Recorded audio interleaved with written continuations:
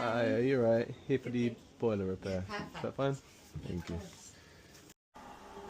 Originally we were here to replace the automatic air vent and the plate heat exchanger. However, the tenant let me know that since the last service, the boiler had actually been leaking. Initially I thought that was caused by the AAV and it was weeping, but there was an additional leak coming from the condense connection to the main heat exchanger. So I checked the condensate trap and the rest of the pipe put for any blockages. It was all clear. So the only other thing I wanted to check was the condense hose at the back of the boiler. And as you'll see here, there was water just sitting in that hose.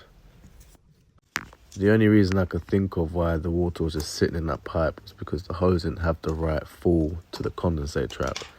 So I cut the hose slightly shorter and that seems to have done the trick.